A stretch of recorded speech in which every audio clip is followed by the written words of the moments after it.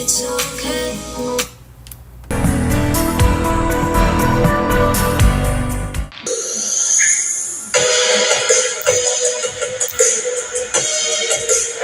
Welcome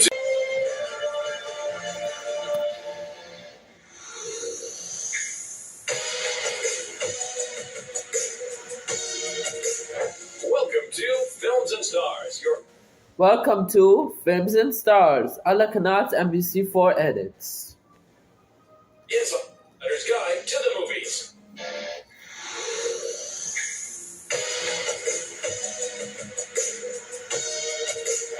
Welcome to Films and Stars, your insider's guide to the movies.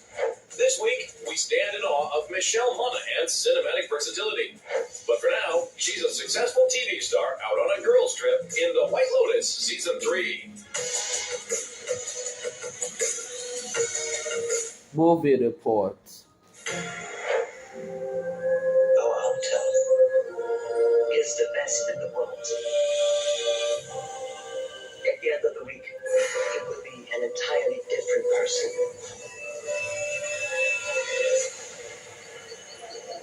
To Thailand, and a week of new memories.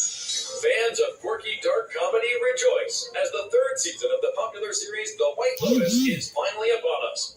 This Emmy Award-winning social satire once again boasts an all-star cast that heads to an A-list resort to unleash their worst, most privileged impulses. Written and directed by Mike White, this batch of episodes brings us to a new White Lotus hotel in a brand new location with a largely new cast, who were all very much into the earlier seasons. I'm going to help you bring your joy back. I'm such a big fan. Like, the first few seasons I love, and I used to say I want to be in White Lotus, but I don't know where I'd fit. I couldn't see myself in that world. And then I got the audition for Chelsea, and I was like, this could be it, this could be it. But I was actually so scared to do it. I think because I cared so much, I was like weirdly like putting off doing my self-tape. I was like, don't think I'm going to do it. And my friends were like, do you think you might be self-sabotaging here because you feel like you might get it? I love it just as much as everyone else loves it. Of course, being invited to be a part of it, you certainly want to do it justice, and you want to be in service of Mike's brilliance. You know, he's such a master of tone, and I think that is something that we all, were motivated by. I think what makes this particular season a little bit different is that we're in Thailand. It's the location, and what's exciting is that we see each of the characters explore Thailand in a way that we haven't seen in previous seasons. And I think as a result of that, this show actually feels bigger. So many great locations. We moved around a ton. We switched hotels so many different times, and just to really explore the beauty of the island. I feel like Thailand's a character this season, and we get to see so much of it. Since the first season rolled out back in 2021, the series من انطلاق الموسم الأول عام 2021 أصبح المسلسل مشهور. That means the مسلسل they were doing is مشهور because it was launched in 2021 by the guest stars, these guests like myself. It's the location, and what's exciting The lady with the white shirt, the White Lotus. is that we see each of the characters explore Thailand in a way that we haven't seen in previous seasons. And I think as a result of that, this show actually feels bigger. So many great locations. We moved around a ton. We switched hotels so many different times, and just to really explore the beauty of the island. I feel like Thailand's a character this season, and we get to see so much of it. Since the first season rolled out back in 2021, the series has become rather iconic, and its returning cast members were treated like royalty during the shoot. I mean, season one, we just felt lucky to be working. It was COVID. We were in one location. We weren't allowed to leave the location. And to go from that to White Lotus is like a cultural phenomenon. Like, it's just... And I felt that going in. I felt that pressure and that nervousness. And I remember Carrie came up to me and she was just like, "You're nervous?" She's like, "We're all over there and we're all nervous to meet you." Old friends, long time friends, not old. Captain stays in Thailand.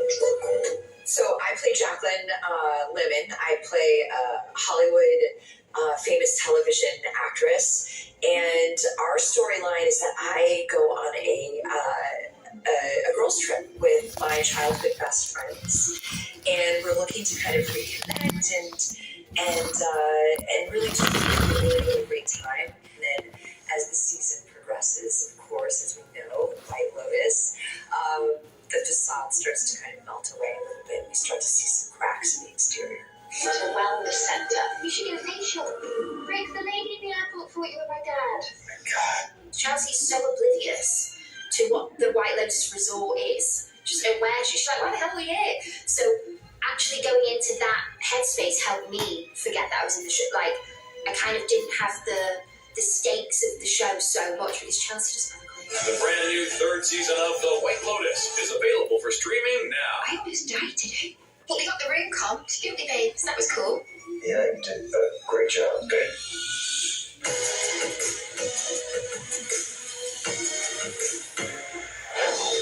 Michelle Monaghan started her career in showbiz as a model before segueing into acting. She soon became known for her versatility, surprisingly good in everything from comedy to action to intense drama. I think it's just people mistake me for being just like really, really happy all the time. It's like I really like to explore the darker sides of roles, and that is just, obviously that's what actors do. That's our job. One of her biggest early breaks was in the beloved dark comedy detective flick Kiss Kiss Bang Bang, opposite Robert Downey Jr. It's interesting. It's come back around now in like the latter years as a Christmas movie. It's kind of reinventing itself. In fact, people will always say to me like, "Oh, Kiss Kiss Bang Bang is my favorite Christmas movie." I was like, "Oh wow, that's right. It was set around Christmas time," and I never thought of it as that. But I'm glad that it's still.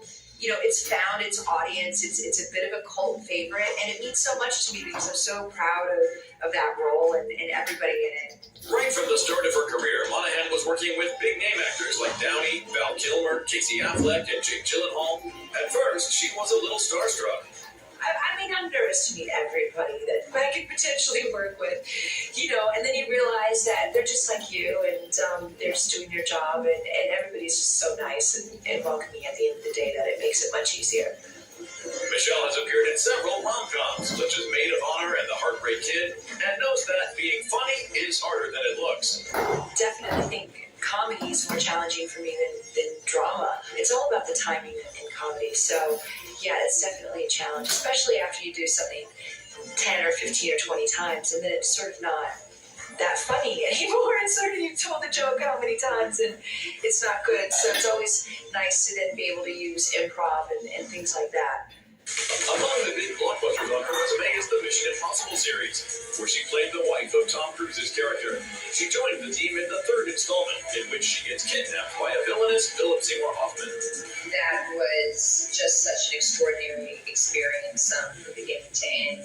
Certainly that film, I think one of my first days on set actually was the scene it was the opening scene of that film with Philip and Tom.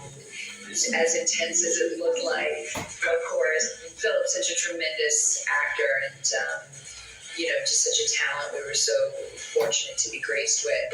2021 found her back with her Gone Baby Gone co-star Casey Affleck for the psychological thriller Every Breath You Take. Well, listen, that movie remains, a highlight. I'm very proud of that movie.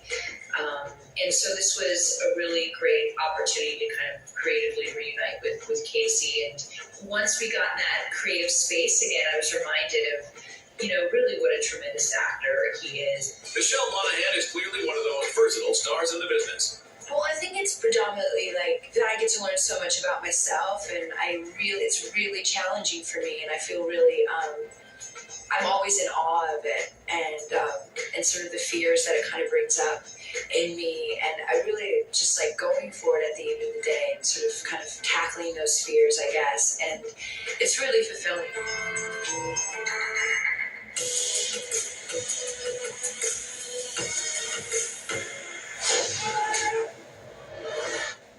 Thank you for finding the time.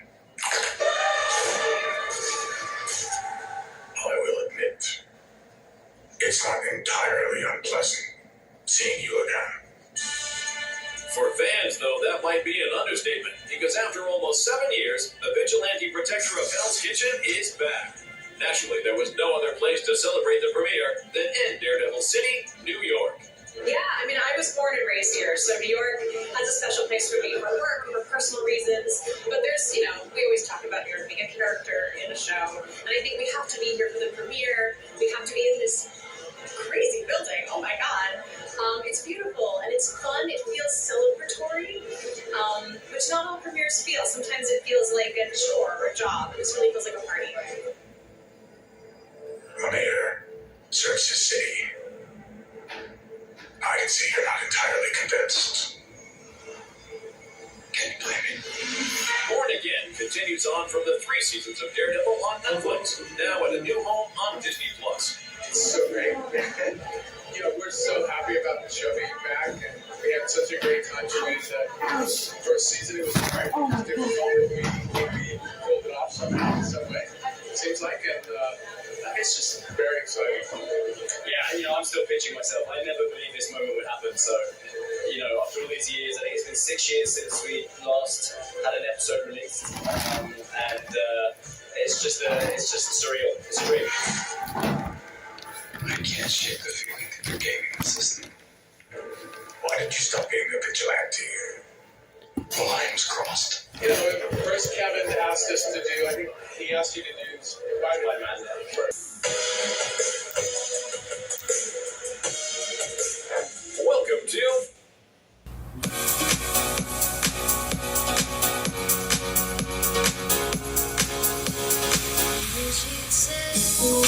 It's all